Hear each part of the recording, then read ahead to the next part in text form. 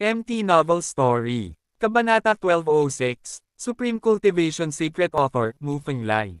Ginamit ni Warner ang Fantian Show, na isang hindi armadong diskarte sa pakikipaglaban, at siya ay dahado sa harap ng malalakas na armas. Lalo na si Mengyo ay may parehong kaharian sa kanya, at ang kanyang lakas ay pantay, kaya siya ay magdurusa ng isang malaking kawalan. Ngunit wala siyang magagawa tungkol dito. Siya ay may espesyal na wood type na pangangatawan, at nag-practice din siya ng sacred wood sacred arts. Hindi siya angkop para sa pakikipaglaban gamit ang mga sandatang metal, at maaari lamang gumamit ng mga kasanayan sa pakikipaglaban sa kamay. Kung hindi, kahit anong sandata ang gusto niyang gamitin, makakahanap si Lu Chen ng magtuturo sa kanya. Ate, pansinin mo. Binawi ni Mengyo ang kanyang mahabang espada at nagpatuloy sa pagputol. Alam na alam niya ang lakas ni Xiao Wan, hanggat hindi siya napatay sa isang suntok, mahirap maputol. Oo nga.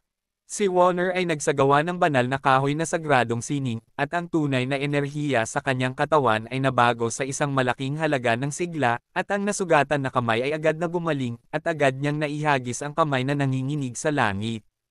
Malakas lang ang Wang Jian ni Mengyo, hindi na niya ginagamit ng husto ang kanyang mga palad, ngunit ginamit niya ang magaan na hakbang, iniiwasan ang pag-atake ng espada sa harap, at hinawakan si Mengyo sa gilid. Nilaslas ni Mengyo ang langit gamit ang kanyang espada, dumating na ang mga kuko ni Warner, at bago pa niya ito maiwasan, hinawakan siya sa balikat. Boom! Hinawakan ng mga kuko ang unicorn armor sa balikat, at nagkaroon ng tunog ng pagsabog. Malakas at matigas ang unicorn armor, at agad na tinanggal ang kalahati ng pagkakahawak ni Warner. Tulad ng para sa natitirang kalahati ng pagkakahawak ni Warner, bagaman maaari itong magdulot ng ilang mga gasgas sa Mengyo, ang mga pinsala ay napakababa at hindi nakaapekto sa patuloy na pakikipaglaban ni Mengyo. Dahil, si Mengyo ay tinuruan at sinuportahan ni Lu Chen, at nagsasanay ng Beast Blood Body Training Technique, at ang kanyang pisikal na katawan ay napakalakas. Gayunpaman, ibinalik ni Mengyo ang kanyang espada at dumapo lang sa katawan ni Xiao Wan. Ngunit dahil ang distansya ay masyadong malapit at ang lakas ng espada ay limitado, ang silver-top soft-scale armor ni Xiao Wan ay natangay lahat at si Xiao Wan ay hindi masasaktan. Kaagad, si Xiao Wan ay nagmamadaling umatras, habang si Mengyo ay nagsimulang humabol sa kanya gamit ang kanyang espada. Nagsimulang maglaban ang dalawang panig gamit ang Imperial Light Steps, napakabilis ng bilis, nag-iiwan ng mga multo saan man sila magpunta, na nagpasilo sa mga tao sa labas. Sa itaas ng arena, may mga multo at anino ng espada, at ang tunog ng labanan ay yumanig sa buong field. Matapos ang isang incense stick ng oras, si Mengyo ay tinamaan ng kamay na nakakabasag ng langit ng maraming beses. Ngunit ang unicorn armor sa kanyang katawan ay malakas sa depensa, at ang kanyang pisikal na katawan ay malakas, kaya hindi siya nagdusa ng labis na pinsala. At si Xiao Wan ay may maraming mga espada sa kanyang katawan, at ang kanyang mga palad ay naputol ng ilang beses. Bagamat siya ay maayos, siya ay nasa isang ganap na kawalan. Sa huli, si Xiao Wan ay pinilit ni Mengyo sa isang sulok ng ring at umamin ng pagkatalo. Bagaman, maaari niyang ipagpatuloy ang pagdadala nito, kahit na ilang oras, ngunit ito ay walang kabuluhan. Kung tutuusin, ang kanyang tunay na kakanyahan ay limitado rin, kaya imposibleng baguhin ang kanyang sigla sa lahat ng oras at gamutin ang kanyang patuloy na mga sugat sa espada sa lahat ng oras. Kapag naubos na ang totoong enerhiya, hindi na magagamit ang salamangkan ng banal na puno, at magiging taunan ito. Sa oras na iyon. Anyway, ang pagkatalo kay Mengyo ay hindi pagkatalo sa iba, kaya wala siyang pakialam. Iyan ay isang Beastmaster na bihira sa loob ng 100 taon. Siya ay maaaring maging napakalakas sa pamamagitan lamang ng kanyang sariling lakas nang hindi gumagamit ng isang War Beast. Ang kanyang talento ay napakalakas. Ang babaeng iyon ay talagang isang dual cultivation ng medisina at martial arts, gusto ito ng aking akademya. Ang babaeng iyon ay isang bihirang wood repair body, gusto ko rin. Gusto din namin. Gusto rin naming lumaban. Lahat ng mga santo sa itaas ay naantig matapos mapanood ang patimpalak na ito, at karamihan sa kanila ay mahal na mahal si Warner. Bagamat ang lakas ng pakikipaglaban ni Warner ay hindi kasing husay ng kay Mengyo, si Warner ay isang doktor na may parehong medisina at martial arts. Siya ay may malakas na lakas sa pakikipaglaban at mas malakas na kasanayang medikal. Ito ay isang napakabihirang doktor sa larangan ng digmaan. Ang isang makapangyarihang field healer tulad ng Warner ay hinihiling ng anumang puwersa.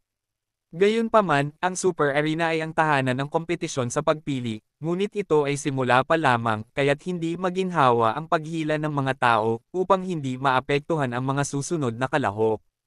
Panalo si Mengyo. Sa pag-anunsyo ng referee, natapos ang paligsahan. Sumabog ang palakpakan at hiyawan sa eksena, ngunit para kanino iyon? Ate Warner, kaya mo pang lumaban, bakit umamin ng pagkatalo? Binawi ni Mengyo ang lahat ng unicorn, pagkatapos ay kinuha ang kamay ni Warner, at lahat sila ay bumaba sa ring, nagtatanong habang naglalakad. Sapat na ang matuto sa isa't isa, hindi na kailangang mag-aksaya ng oras, ipagpatuloy mo lang ang laban. Ngumiti si Warner, ngunit sinabi, hayaan mo lang akong ipakita ang mukha ko, hindi mo kailangang manalo para makuha ang pabor ng mga puwersang iyon. Talagang field doctor ka, iba ang sitwasyon. Tumanggaw si Mengyo, at pagkatapos ay tumalikod, ate, kung gustong kunin ka ng isang malakas na puwersa, ano ang gagawin mo? Gusto kong sundan ang Young Master, at ayokong sundin ang puwersa ng Central Continent. Sumimangot si Warner, ngunit gusto ng aking Panginoon na pumunta ako, at hindi ko alam kung ano ang gagawin. Binigyan ako ni Master ng biyaya ng pagtuturo ng karma, at mayroon ding biyayang ipagkaloob sa batang Panginoon, at nais kong suklian ang pabor. Congrats! Sa oras na ito, lumapit si Lu Chen upang batiin siya at binati si Mengyo. Ang laban ni Mengyo laban kay Xiaowan ay resulta ng lottery na pinakaayaw makita ni Lu Chen. Ngunit ang tagumpay ni Mengyo ay nasa katwiran, at iyon mismo ang gusto ni Lu Chen. Lu Chen? Kung si Xiaowan ay pinapabore ng isang malakas na puwersa, ano ang dapat kong gawin? Tanong ni Mengyo, ano pa ang magagawa ko? Pagkatapos ay sumama sa malalaking puwersa. Sabi ni Lu Chen, gusto kang sundan ni Xiaowan, kaya ayaw mo bang manatili si Warner sa tabi mo? Tanong ulit ni Mengyo. Gusto ko, pero natatakot akong hindi ko magawa ngayon, opisyal na makakaalis lang si Warner sa Shenmue Palace kung pupunta siya sa Central Continent. Ibig mong sabihin, hayaan mo munang pumunta si Warner sa Central Continent, tapos susundan ka niya kapag pumunta ka sa Central Continent. Iyon talaga ang ibig sabihin. Ngunit pagdating ng panahon, sumali na si Xiaowan sa isang malaking puwersa, ganoon ba kadaling umalis? Hahanap ako ng paraan para mawala siya sa kapangyarihan. Paano naman ako? Maliban na lang kung may malalaking puwersa na tumitingin sa iyo, kung hindi, maaari mong tanggihan ang maliliit na puwersang iyon.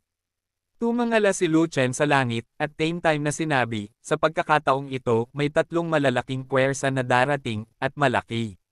Ang tsansa mong mapaboran. Dapat handa ka sa pag-iisip. Parehong sina Xiaowan at Mengyo ay kanyang mga tao, at umaasa siyang manatili sa kanyang tabi.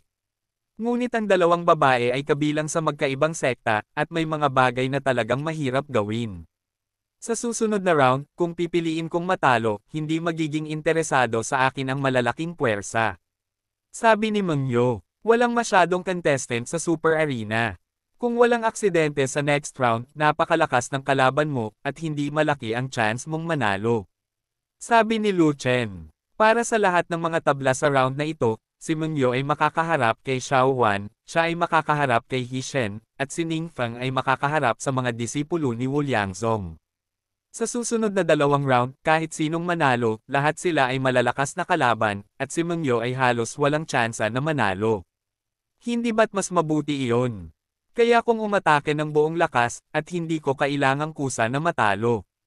Panipi. Medyo natuwa si Mengyo, basta matatalo ako, mababa ang tingin sa akin ng malalaking puwersa, at mas madali para sa akin na magpaliwanag kay Master. Ang susunod na martial arts competition ay sa pagitan ni Ning Feng at ng mga disipulo ni Wu Liangzong. Ang disipulo ni Wu Liangzong ay ang Venerable Earth, na may malakas na hininga, at siya ay mukhang isang makapangyarihang venerable sa unang tingin. Sa sandaling umakyat si Ning Feng sa entablado, ang mga disipulo ng Wu Liangzong ay may mapait na tingin sa kanilang mga mukha, ganap na nawawala ng tiwala. Sa kasong ito, kung matalo ng Venerable Earth ang Venerable Qing Tian, may isip ng isa ang kapalaran ng Venerable Earth. Kabanata 1207, Supreme Cultivation Secret Author, Mu Fenglai. Ang disipulo ni Wu Liangzong ay may unang klaseng talento, marahil ay mayroon pa siyang tiyak na pagkakataong manalo laban sa ordinaryong Qingtian Venerable. Ngunit mas mataas ang talento ni Ning Feng, at ang disipulo ni Wu Liangzong ay walang pagkakataong manalo. Oo naman, pagkatapos lamang ng isang harapang pagkikita sa simula ng laban, ang disipulong iyon ni Wu Liang ay pinalayas ni Ning Feng sa ring, at malinis siyang natalo. Bukod dito, si Ning Feng ay hindi man lang humawak ng sandata, nakahawak lamang ng mga kamay. Ang taong ito ay bata at mataas ang antas, na may malakas na kapangyarihan sa pakikipaglaban at malaking potensyal. Siya ay isang bihirang talento sa martial arts. Sa tingin ko ang batang ito ay mananalo sa larong ito, at kahit na may posibilidad na manalo sa unang lugar. Huwag ka kasing magdesisyon, may grupo pa sa likod na hindi pa nilalaro. Tama, pagkatapos panoorin ang susunod na grupo, maaari tayong magdesisyon kung ang taong ito ay kwalipikado upang manalo ng kampyonato. Sa itaas ng langit, sa gitna ng mga ulap, ang mga banal na iyon ay nagsalita at nagpatibay kay Ning Feng. Gayunpaman, ang huling grupo ng unang round ay ang labanan sa pagitan ni Lu Chen at He Shen. Lu Chen, kung hindi mo kayang talunin, huwag mong pilitin. Walang mag-iisip na duwag ka kung aamin ka ng pagkatalo. Sumimangot si Meng Yo at sinabi ito kay Lu Chen. Oo, young master. Masyadong malaki ang difference in realm between you and He Shen. It's very normal that you can't fight. Not to mention na nakalaban mo na siya dati, at alam mo ang combat power niya. Ganon din ang sinabi ni Warner.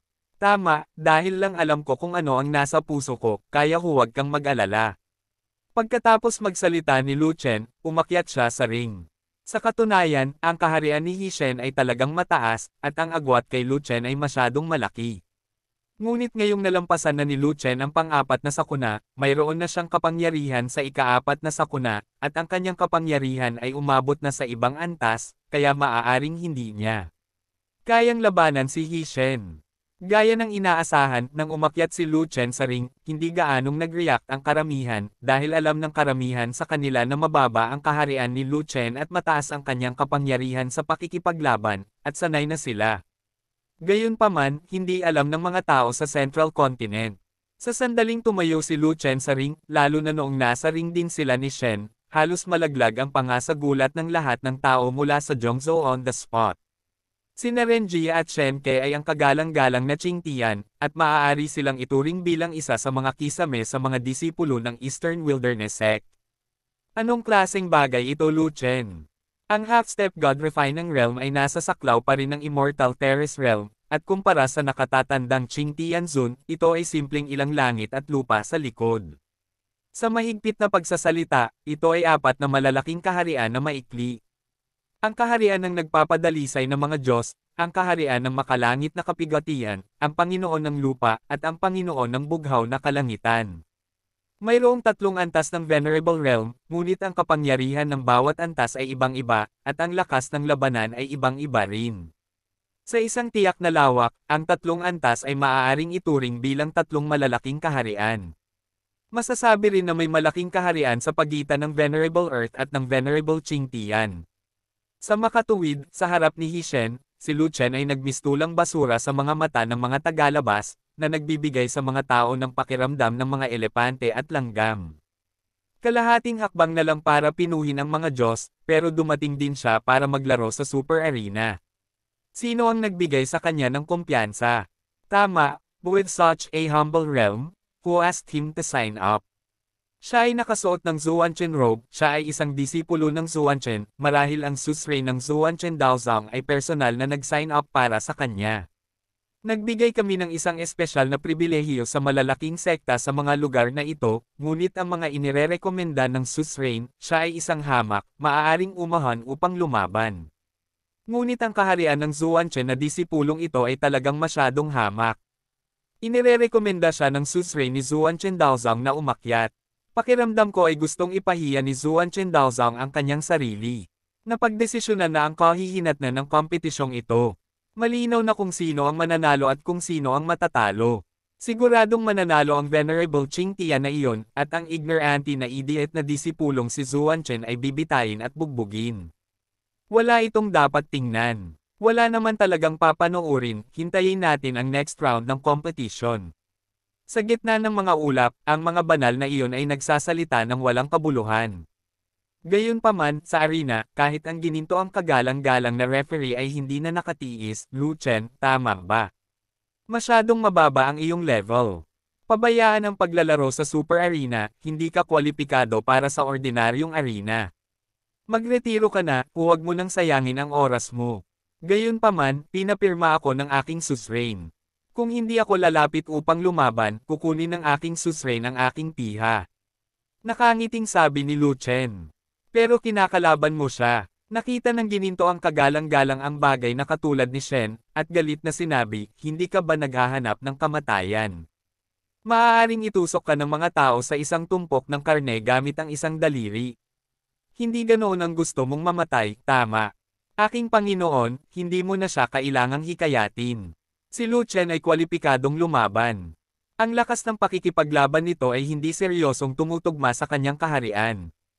Kahit na ang Venerable Earth ay walang kapantay para sa kanya.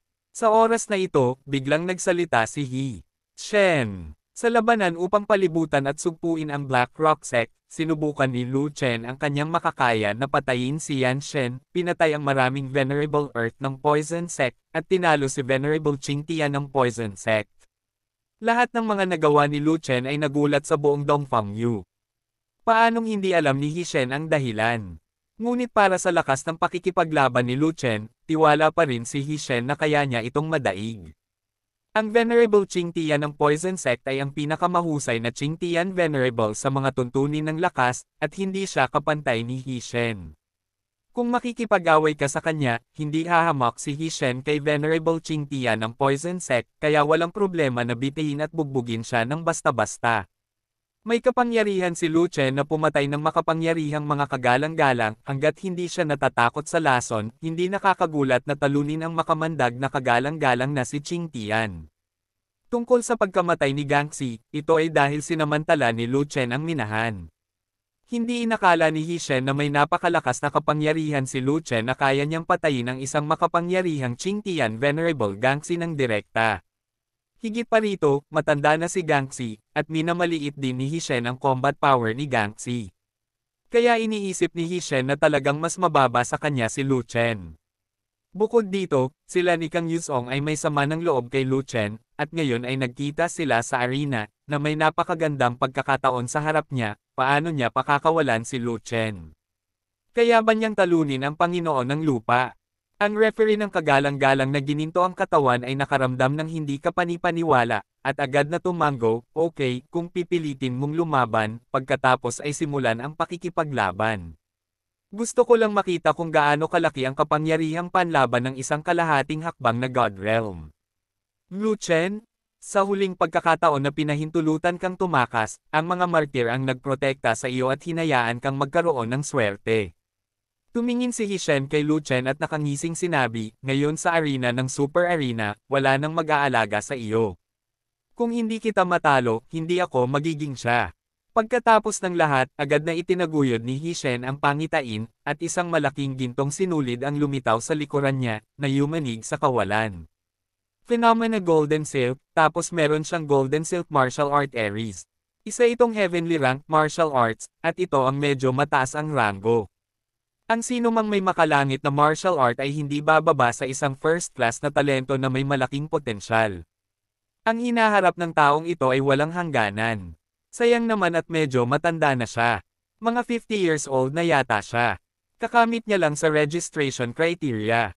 Hindi bale, hanggat hindi pa siya lampas sa 50 taong gulang at umabot sa antas ng Venerable Qing Tian, talento pa rin siya. Sa mga ulap, nagsimulang magsalita muli ang mga santo. Kabanata 1208, Supreme Cultivation Secret Author, Mu Fenglai.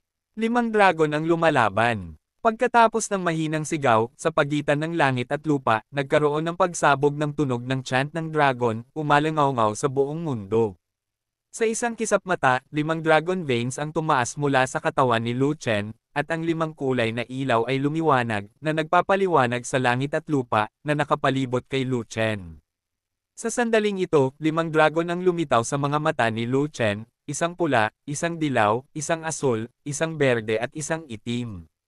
Sa susunod na sandali, ang kapangyarihan ni Lu Chen ay tumaas, ang kanyang momentum ay parang bahaghari, tulad ng isang Diyos na dragon na ipinanganak, nakatingin sa ibaba sa mundo at binabaliwala ang lahat. Ito, ang pangitain ng Zuantian na. Disipulong ito, paano ito katulad ng sa babaeng Beastmaster? After his vision was opened, his aura was very strong.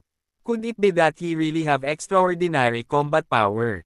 Sa pagsubok na ito, dalawang kakaibang pangitain ang magkasunod na lumitaw na talagang nakakapagpabukas ng mata. Ang anak na ito ay may maladragon na anomalya na napakabihirang. Kung ang kanyang martial art ares ay mga dragon din, kung gayon siya ay kahanga-hanga. Kahit na walang silbi ang martial art na hugis dragon, napakababa ng kaharian, hindi ito katulad ng pagbitay at pagpalo ni Venerable Qing Tian. Ang mga mata ng mga banal na iyon ay nakatuon kay Lu Chen, at lahat sila ay nag-usap tungkol dito. Gayunpaman, ang mga santong ito ay hindi pa rin optimistiko kay Lu Chen. Pagkatapos ng lahat, ang kaharian sa pagitan nina Lu Chen at He Shen ay napakalayo. At sa sandaling ito, si Lu Chen ay may 7 bituin na snowflake knife sa kanyang kamay, at itinaas niya ito ng mataas, habang ang dulo ng kutsilyo ay nakaharap sa langit. Sa isang iglap, ang enerhiya ng sable ay tumaas, dumiretso sa langit, binasag ang mga ulap sa lahat ng direksyon. Boom! Ang mga ulap sa itaas ay nagkataong nabasag, at ang mga banal na iyon ay hindi inaasahan. Sila ay halos mabaril, at lahat sila ay nagpakita ng kanilang mga tunay na katawan, na nagdulot ng kaunting kahihiyan. Lahat sila ay responsableng tao na ipinadala ng iba't ibang puwersa, at hindi nila gaanong iniisip ang mga mandirigma sa Eastern Wasteland, kaya kailangan nilang panatilihin ang ilang diwa ng misteryo at ayaw nilang ipakita ang kanilang mga mukha. Sa kabutihang palad, ang atensyon ng mga tao sa lupa ay nakatuon lahat sa singsing, at walang nakapansin na sila ay lumitaw. Kaagad, sa isang paggalaw ng tunay na lakas ng santo at isang alon ng kanyang kamay, ang mga basag na ulap ay muling pinagsama, ang mga ulap ay naibalik, at ang mga santo ay muling natakpan. Fuck! Bakit ang lakas ng sable energy na ito na nayayanig ang figure natin? Kalahating hakbang na lang para pinuhin ang mga Diyos, pero may napakalaking sable energy, bakit ganoon? Ito ay isang posse mula sa paggamit ng mga kasanayan sa pakikipaglaban. Tanging ang mataas na antas ng mga kasanayan sa pakikipaglaban sa sandata ang maaaring magkaroon ng napakahusay na enerhiya ng sable. Kung hindi, paano nila madudurog ang mataas na mga ulap? Napakataas ng rango. Gaano kataas iyon? Panipi. Siguro ito ay isang top-tier combat skill ng heavenly rank. Kung walang ganoong kasanayan sa pakikipaglaban, ang kanyang saber aura ay hindi makakapailang lang sa langit o makakabasag ng mga ulap. Ang mga banal na iyon ay nagulat sa lakas ng sable energy ni Lu Chen. At nang may mag-isip na ang kakayahan ni Lu Chen sa pakikipaglaban ay maaaring nasa pinakamataas na rango, ang mga santo ay napalitan ng pagkagulat sa mismong lugar. Ang pinakamataas na rango ng mga kasanayan sa pakikipaglaban ng langit ay ang pinakamataas na kasanayan sa pakikipaglaban sa Central Continent, at kahit ang mga santo na tulad nila ay hindi kwalipikadong hawakan sila. Kung ang batang nasa ibaba ay talagang nagtataglay ng mga kasanayan sa pakikipaglaban sa antas ng langit, ito ay nakakatakot. At sa arena ng Dasain, naglabas din si He Shen ng mahabang mace, at hinarap si Lu Chen na may pinakamalakas na kakayahan sa pakikipaglaban sa armas.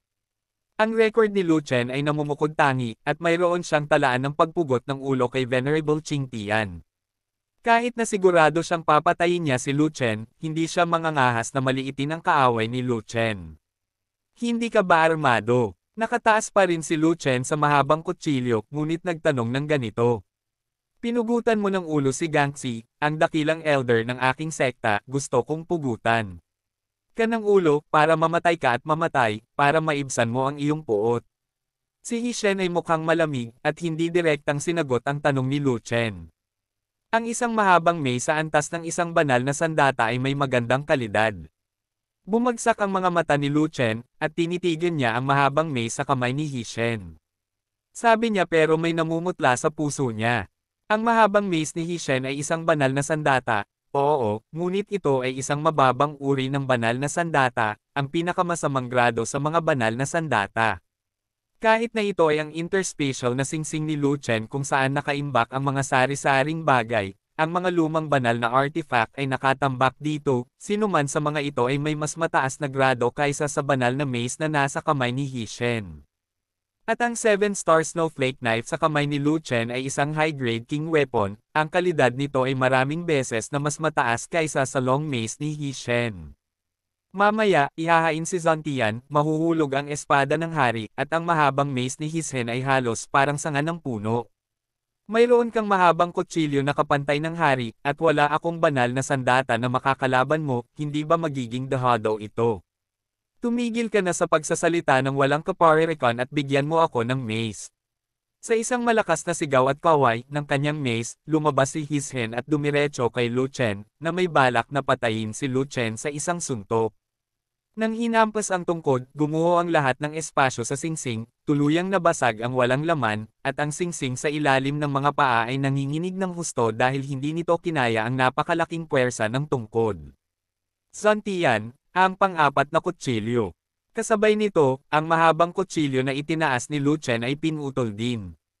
Sa isang laslas, ang hangin at ulap ay lumundag, ang gumuhong espasyo ay muling gumuho, ang nabasag na kawalan ay muling nabasag, ang nanginginig na arena ay yumanig ng mas malakas, at maging ang lupa ay yumanig.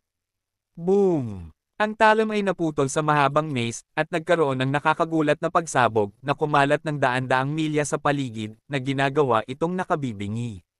Sa sandaling iyon, ang kapangyarihan ni Zantian ay napakalakas, ang kapangyarihan ng espada ay dumurog sa kapangyarihan ng mace sa lugar, at ang mahabang mace ng mababang uri ng banal na sandata ay nadurog ng mahabang kutsilyo ng mataas na uri ng hari, armas, at agad itong nabasag.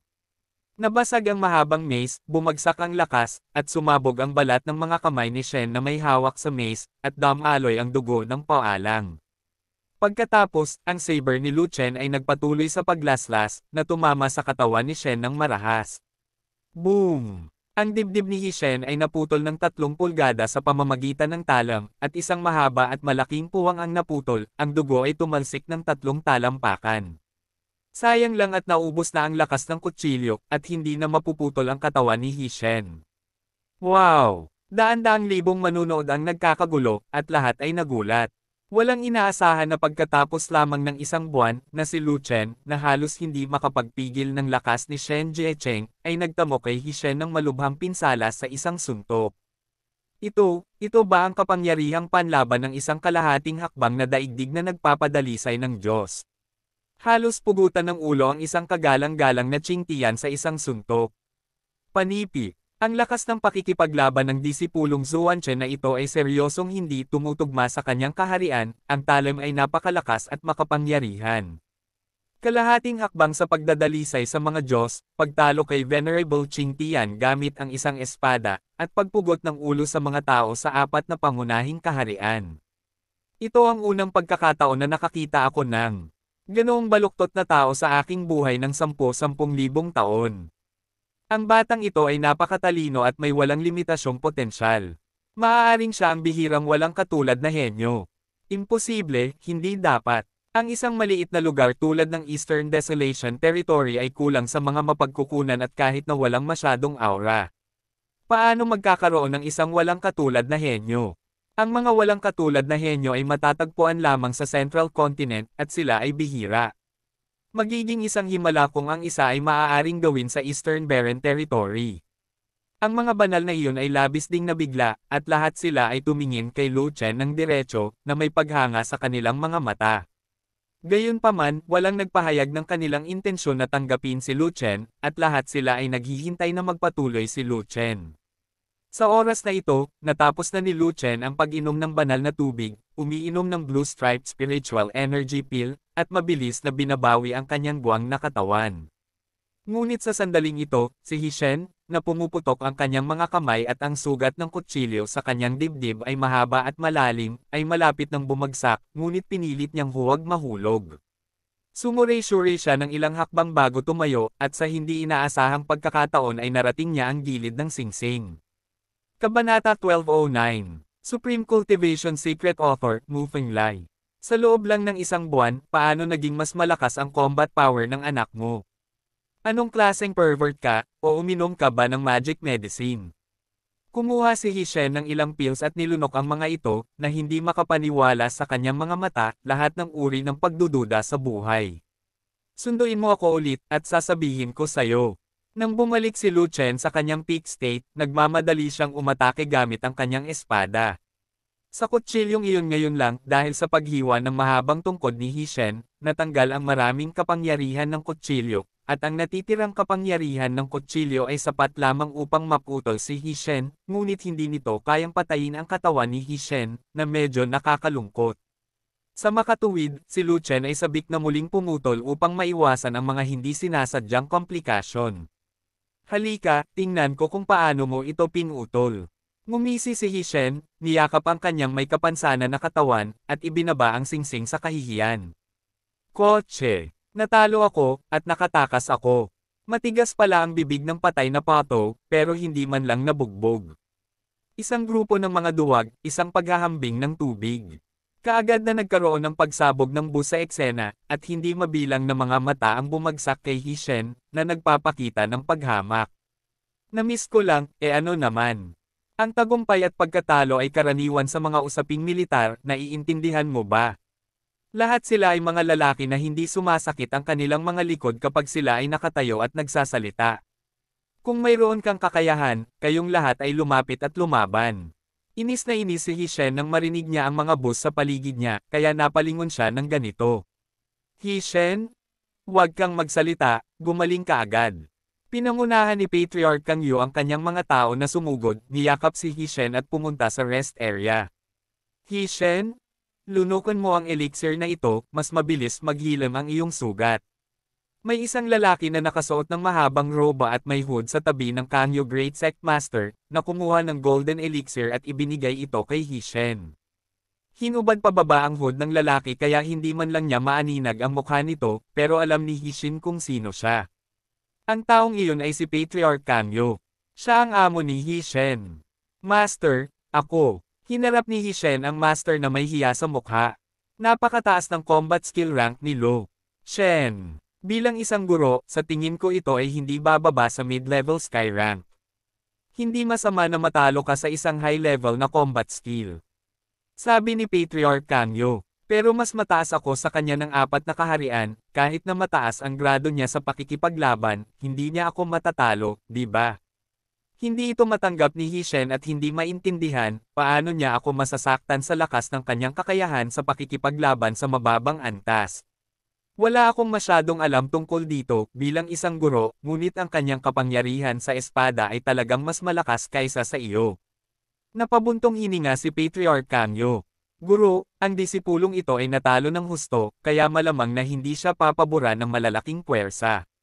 Namumutla at bigo si Hishen. Siya ay 50 taong gulang, at hindi ito ang unang pagkakataon na sumali siya sa kompetisyon sa pagpili, ngunit maraming beses. Layunin niyang pasukin ang malalaking puwersa sa Central Continent, kaya masasabing hindi makapasok ang tama at mali malaking puwersa, at hindi makapasok ang maliliit na puwersa. Gayunpaman, hindi siya pinapabore ng malalaking puwersa sa mga kompetisyon sa pagpili sa lahat ng oras, kung hindi ay hindi siya kaladkarin sa 50 taong gulang at mananatili pa rin sa Eastern Wasteland. Sa pagkakataong ito sa kompetisyon sa pagpili, naisip niya na si Ning Feng ng Martyr Sect, na inaakala niyang katunggali niya, ay natalo ni Lu Chen sa sandaling lumitaw siya sa entablado.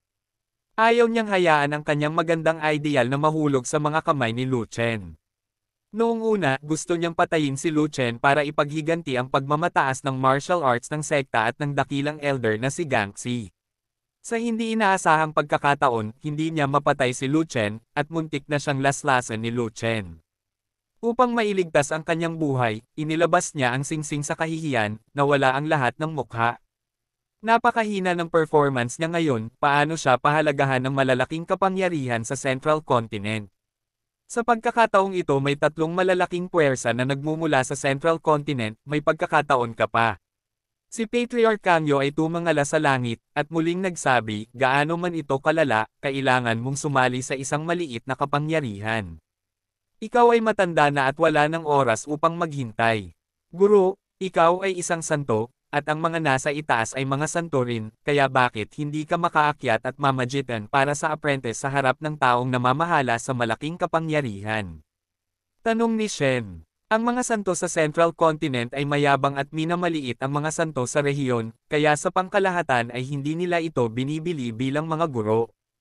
Umiling si Patriarch Kanyo, at muling sinabi, higit pa rito, ang mga santo sa itaas ay lahat ay mas mataas kaysa sa guro, at ang guro ay isang dwarf sa harap nila, at walang silbi ang umakyat at mamagitan. Pagtutuunan ko ito ng pansin bilang isang guro. So, maghihintay lang ako. At tanong ni Shen, iyon lang ang paraan. Walang magawang sabi ni Patriarch Kanyo. Lu Chensheng. Inanunsyo ng referee na tapos na ang laro. Si Lu Chen ng Zuanchen Daoist sect ay talagang anak ni Chanzhao na may walang hangganang kapangyarihan sa pakikipaglaban. Oo naman, kapag pinutol ni Lu Chen ang mga bagay, umasa siya sa kanyang lakas, hindi sa bentahe ng minefield. Nagawa ni Lu Chen na patayin si Venerable Qing Tian, naabot ba niya ang combat power ng Venerable Golden Body? Hindi naman ganoon talaga. Abnormal ang combat power ni Lu Chen. May agwat sa pagitan ng Venerable Golden Body at Venerable Qing Tian, at ang 10 Venerable Qing Tian ay hindi tugma para sa Venerable Golden Body. Iyon ay walang kapantay. Bagaman hindi pa naabot ni Lu Chen ang antas ng lakas ng pakikipaglaban ng Golden Body Venerable, halos hindi na siya makagalaw ng ilang galaw mula sa Golden Body Venerable. Dapat kayang gawin ang 5 galaw ng pangkalahatang gininto ang katawan na kagalang-galang. Hindi. Sa tingin ko kaya kung gumawa ng 10 trick. Nagkaroon ng pagsabog ng tagay mula sa mga tao sa pinangyarihan, at sunod-sunod silang nag-usap ng ganito, at naihambing na nila si Lu Chen sa gintong kagalang-galang. Sa gitna ng mga ulap, ang mga banal ay tahimik, at walang talakayan. Dahil si Hishen, na optimistic nila, ay natalo ng husto kaya nawala pa ang mukha niya, pero na-roll off ang ring, na parang sinasampal sila sa mukha. At ang Lu Chen na iyon, na itinuring nilang patay, ay talagang tinalo si Hishen sa isang suntok, at halos pugutan ng ulo si Hishen hanggang mamatay. Ang ganitong uri ng kapangyarihan sa pakikipaglaban ay naging hindi inaasahan sa kanila. Nag-iwan ng malalim na impresyon si Lu Chen sa kanila, at nagrehistro rin si Lu Chen sa kanilang mga puso, ngunit hindi pa rin sila nagpaabot ng isang sangay ng oliba kay Lu Chen, ngunit sinabi iyon, na gustong makita ang follow-up na pagganap ni Lu Chen. May dalang mahabang kutsilyo si Lu Chen at malungkot na naglakad pababa ng ring, ganap na hindi pinapansin ang mga talakayan ng mga tao sa paligid niya. Ano man ang kanyang pagkakakilanlan at mukha, pinatalsik pa ni Hishen ang singsing upang iligtas ang kanyang buhay. Magiging multo siya kung magiging masaya siya. Ito ang pinakamagandang pagkakataon para pugutan ng ulo si Shen. Pagkatapos pumunta sa Central Continent kasama si Shen, wala nang pagkakataon. Dahil lang sa kaharian ni Hishen, maaaring hindi siya tanggapin ng malalaking puwersa, ngunit tiyak na dumagsa sa kanya ang maliliit na puwersang iyon. Zuanchen Disciple Lu Chen, mahusay kang naglaro, ikaw ang magiging pangunahing katunggali ko. Biglang may nagsalita ng ganito sa dami ng tao. Tumangala si Lu Chen, at lumabas na si Ningfeng ang kausap niya. Bukod dito, si Ningfeng ay walang yabang ng isang malakas na lalaki, seryoso lang ang mukha niya at mataman siyang tinitigan. Si Ningfeng ay ang batang ninuno ng mga martir at isa ring pinakamalakas na alagad ng mga martir, ngunit nang maisip ni Lu Chen ang tungkol sa mga ninuno ng mga martir at ang dakilang susrey ng mga martir, nakaramdam siya ng kaunting pagkabalisa. Ayos lang na lokohin siya ng mga ninuno, hindi dahil gusto nila siyang patayin. Ngunit ang patriarkang martir na iyon ay higit na mapanlinlang, gusto niya lamang siyang mamatay. Sa makatuwid, nang tumingin siya kay Ningfeng, hindi ito nakalulugod sa kanyang mga mata. Kabanata 12:10 Supreme Cultivation Secret Author, Mu Fenglai. Hindi kita kalaban, hindi kita kalaban. Mahinang sabi ni Lu Chen. Ang yabang kaya. Saglit na natigilan si Ningfeng, at agad na nagalit, at malamig na ngumuso, kung mas mayabang ang isang tao, mas mabilis siyang matatalo. Masyadong tamad si Lu Chen na kausapin si Ningfeng, hindi siya pamilyar sa taong ito, at kakompetensya niya, kaya wala talaga siyang dapat pag-usapan, kaya bumalik siya sa rest area at kinausap si Meng Yu. Sa ikalawang round ng kompetisyon, ikaw, ako at si Ningfeng ay maghahalinhinan sa laban sa isa't isa. Sinabi ni Lu Chen kay Meng Yu, kaya, kahit sinong iguhit mo, mahirap kang pantayan. Sana mabunutin ka, saka lang ako umamin ng pagkatalo. Natanggap na ng Beast Taming School ang iyong pabor, at walang sasabihin ang aking amo. Sabi ni Meng Yo. Tumango si Lu Chen, alam na ang ginawa ni Meng Yo ay naaayon sa kanyang mga ideya at pangangailangan. Kalabanan man siya ni Meng Yo, hindi siya kayang labanan ni Meng Yo, at least hindi siya sasalakayin ni Xiaoyo. Ang paglaki ni Xiaoyo ay mabagal, at ang kanyang lakas sa pakikipaglaban ay napakasama pa. Ngunit ang lakas ng unicorn na braso ni Xiaoyo ay nakabawi na. Kapag nailabas na ang braso ng unicorn, matatakot na ang tunay na hari, lalo pa si Lu Chen. Ngunit kung hindi kikilos si Xiaoyo, hindi maaaring maging kalaban niya si Meng Yo, at walang saysay na lumaban. Ang pinakamahalagang bagay ay si Meng Yo ay hindi gustong sumama sa mga puwersa ng Zhongzhou, ngunit gustong sumama kay Lu Chen. Sa makatuwid, ito ay ang tamang pagpipilian para sa Meng Yo na hindi makuha ang unang lugar sa Super Arena. Ang pag-atres mula sa labanan, pagsuko at pag-amin ng pagkatalo, ang gayong mahinang pagganap ay hindi papaboran ng malalaking puwersa. Kung walang pabor ng malalaking puwersa, maaaring hindi interesado ang Panginoon ni Meng Yo sa maliliit na puwersang iyon lamang. Pagkatapos ng lahat, si Meng Yo ay hindi isang ordinaryong martial arts genius, ngunit isang martial arts genius na bihira sa 1,000 taon o isang bihirang unicorn beast master. Medyo nakakahiya para sa isang first class na babae ng langit na sumali sa maliliit na puwersang iyon. Bukod dito, may plano si Lu Chen sa isip. Ang pagsasanay sa Eastern Desolation Territory ay karaniwang tapos na. Kung gusto niyang pumunta pa sa martial arts, kailangan niyang pumunta sa Zhongzhou. Gayunpaman, hindi nag-iisa si Lu Chen, isasama niya sina Meng Yo at Warner, pati na rin ang buong hukbo. Ito ay magiging walang kabuluhan kung Meng Yo at Warner ay nakakalat sa ibang puwersa. Higit pa rito, kinuha ni Warner ang martial arts para sundan siya, at ngayong natapos na ang sagradong kahoy na sagradong sining ni Warner, bakit pumunta sa ibang puwersa? Tungkol naman kay Meng Yo, napagkasundoan noon na silang dalawa ang magsasama kapag narating na nila ang rurok ng martial arts, at hinding-hindi na sila maghihiwalay pa. Bagaman, hindi pa naaabot ng lahat ang rurok ng martial arts, at malayo pa rin sa rurok ng martial arts. Gayunpaman, depende rin iyon sa kung anong lugar. Kung ito ay nasa Central Continent, ang kaharian at kapangyarihang ito sa pakikipaglaban ay maaaring simula pa lamang. Ngunit sa Eastern Wilderness, ito ay halos ang katapusan. Kapag nakapasok na sila sa Venerable Earth, para sa kanilang mga kabataang mandirigma, ito talaga ang pinakatuktok. Gusto ni Meng Yo na nasa tabi niya palagi, kaya ayaw niyang pabayaan si Meng Yo. Bukod dito, mayroon siyang hindi masyadong magandang pagkukulang, iyon ay, siya ay medyo possessive. Makikita sa katotohanang hindi niya maigalaw ang kanyang mga paa kapag nakita niya ang kayamanan. Hanggat ito ay kanyang tao, gusto niyang manatili sa kanyang tabi, gayon pa man, mayroon siyang kakayahang magtanim. Sa hinaharap kahit na umalis siya sa Eastern Wasteland, ang kanyang mga tao ay dapat sumunod sa kanya at sumulong at umatras kasama niya. May 3 laro sa ikalawang round, at 2 laro ang lalero ni Lu Chen, Meng Yo at Ning Feng. Kung sino ang manalo ng 2 magkasunod na laro ay magiging numero 1 sa Super Arena. Kung sino man ang matalo ng 2 magkasunod na laro, ito ang magiging katapusan. Kung ang 3 ay may isang panalo at isang talo, kung gayon walang unang lugar. Gayunpaman, pipiliin ng mga santo sa ulap ang gusto nila mula sa kanila. Ang mga resulta ng lottery ay lumabas kaagad. Sa unang laban ni Lu Chen at Meng Yo, nagpaalam si Ning Feng. Ang pangalawang laban ay Meng Yo versus Ning Feng, may paalam si Lu Chen. Ang ikatlong laro ay Lu Chen versus Ning Feng, at may paalam si Meng Yo. Sa gitna ng hindi mabilang na palakpakan sa eksena, si Lu Chen ay umakyat sa ring, habang si Meng Yo ay lumakad papunta sa gilid ng ring at direktang sinabihan ang referee na iwanan ang laban.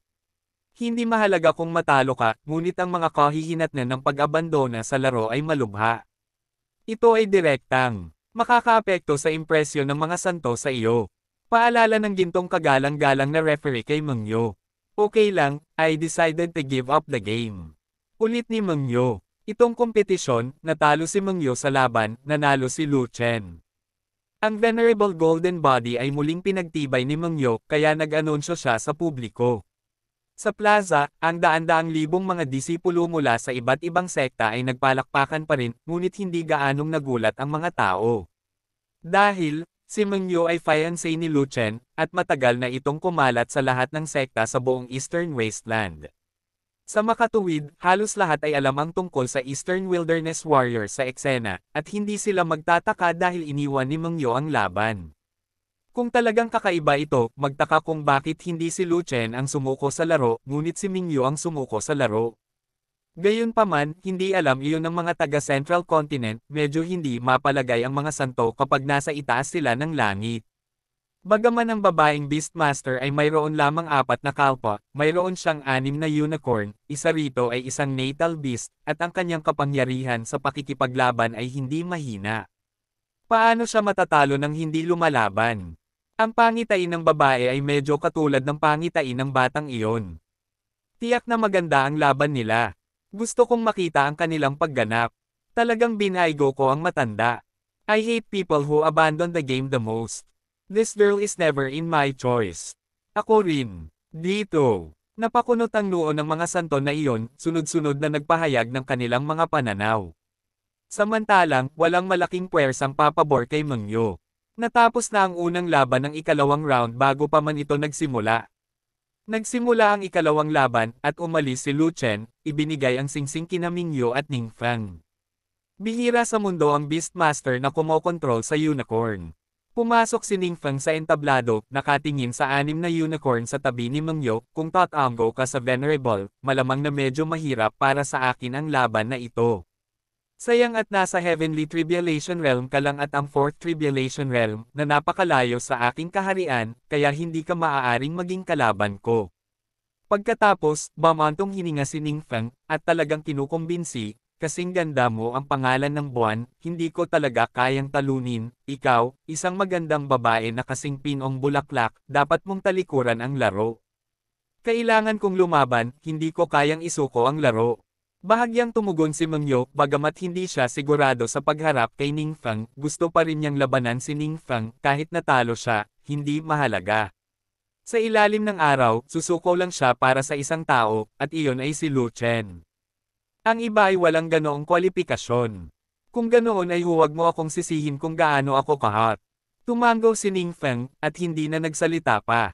Kaagad, bumunot siya ng isang sage ng espada, at pagkatapos ay itinaas ang pangitain. Isang taluktok ng bundok ang lumitaw sa likuran niya, na nanginginig sa kawalan. Naglabas din si Mengyo ng isang king-level na espada, at tinawag si Qilin para lumaban. Sa sandaling iyon, 6 na unicorn martial veins ang nakapalibot kay Mengyo, at ang malakristal na unicorn armor ay lumaki at bumagsak sa katawan, nagniningning na puti, tulad ng isang unicorn na babaeng Diyos ng digmaan, hindi pinapansin ang lahat ng bagay sa mundo. Libo-libong bundok ang dumurog sa tuktok. Nais ni Ningfang na lumaban ng mabilis, kaya ginamit na lang niya ang kanyang mga kasanayan sa pakikipaglaban sa antas ng lupa at ibinaba ang kanyang espada patungo kay Mengyo. Broken Moon. Ginamit din ni Mengyo ang Moonbreaking combat skill, at sumulong na may hawak na espada, at ang 5 Unicorn War Beast na nakapaligid sa kanya ay sunod-sunod ding sumalakay. Si Qilin lamang ang hindi gumagalaw na parang bundok na parang natulala.